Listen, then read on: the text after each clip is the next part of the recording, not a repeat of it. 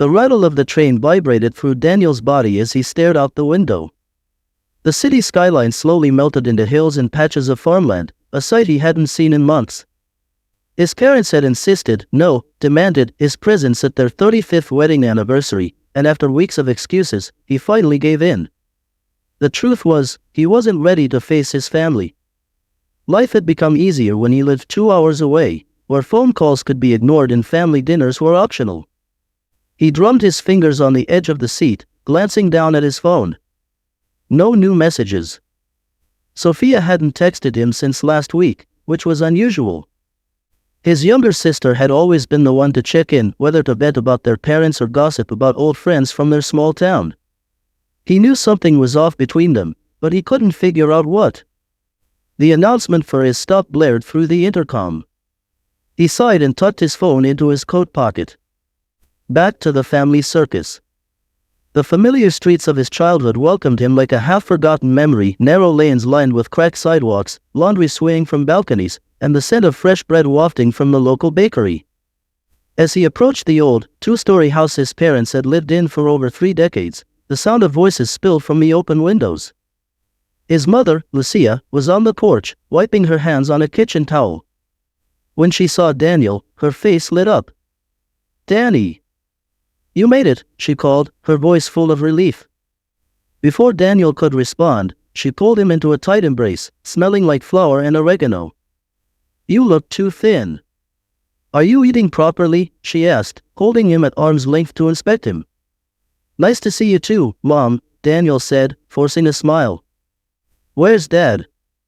Lucia rolled her eyes. "In the garden, pretending to fix the fence.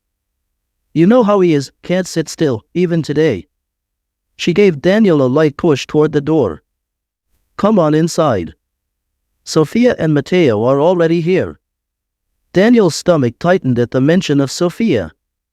Something about their last conversation had left a bitter taste, her sharp tone, the way she said, "You only show up when it's convenient for you, don't you?" He hadn't known how to respond then, and he still didn't now. Inside, the house smelled of roasted garlic and baked lasagna.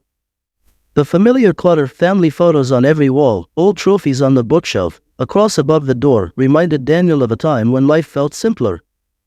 But now, everything felt heavy, like the walls carried every unspoken argument, every unresolved tension.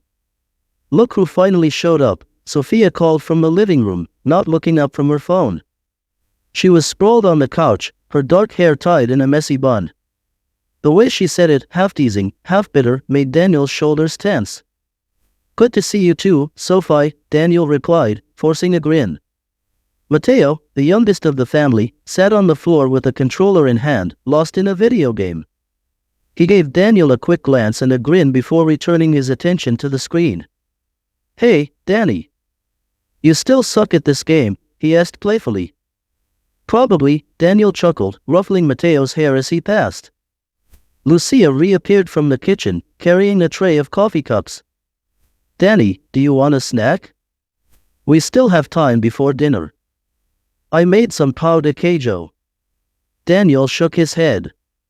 "No thanks, I'm good." Sophia let out a small, sarcastic laugh. "No time for cheese bread, but time for the anniversary dinner? Convenient." Daniel shot her a warning look, but she ignored him, scrolling through her phone. "What's your problem?" he muttered under his breath as he sat on the armrest of the couch. Sophia arched an eyebrow. "I don't have a problem. I'm just saying, it's nice that you're finally making time for family." Daniel clenched his jaw. "I'm not going to fight with you, Sophia." "Why not?" "You're already here," she said with a shrug, her voice cold. Lucia, sensing the tension, quickly interjected. "Daniel, why don't you go say hi to your father? He'll be happy to see you." Daniel nodded, eager for an excuse to leave the room. "Good idea."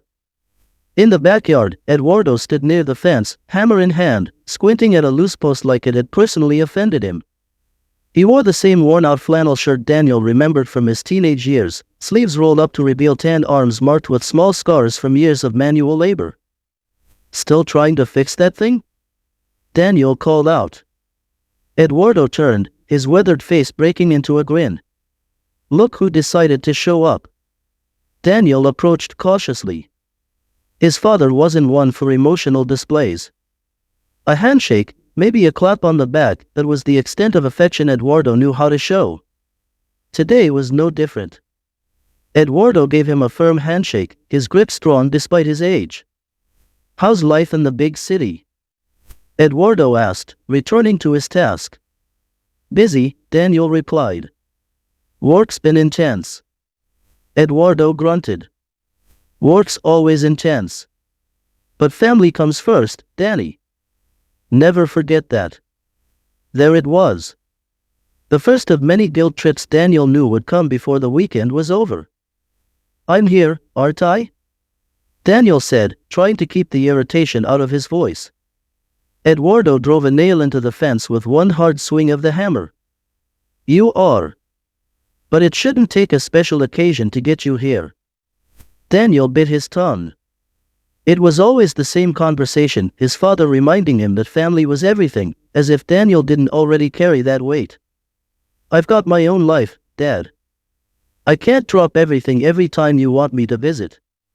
Eduardo didn't respond right away. Instead, he wiped his hands on a rag and looked out over the garden. "One day, you'll understand. When you have your own kids." Daniel ran a hand through his hair. "Not this again, Dad. I told you, I'm not ready for all that." Eduardo shook his head, a small smile playing on his lips. "You're never ready. You just do it." By the time the family gathered around the dinner table, the atmosphere was thick with unspoken words. The lasagna sat steaming in the middle, surrounded by bowls of salad and bread. Lucia fussed over the plates, trying to keep the conversation light, but it was like balancing on a tightrope. Sophia poured herself a glass of wine and offered Daniel a pointed look as she raised her glass. "To our perfect family," she said dryly, clinking her glass against his. "Cut it out, Sophia," Lucia warned, but the tension had already taken root. Mateo, sensing the awkwardness, poked at his food, looking down at his plate. Eduardo cleared his throat. "We're all here tonight. That's what matters." Daniel forced a smile, trying to ignore the knot in his chest. "Yeah. Here we are."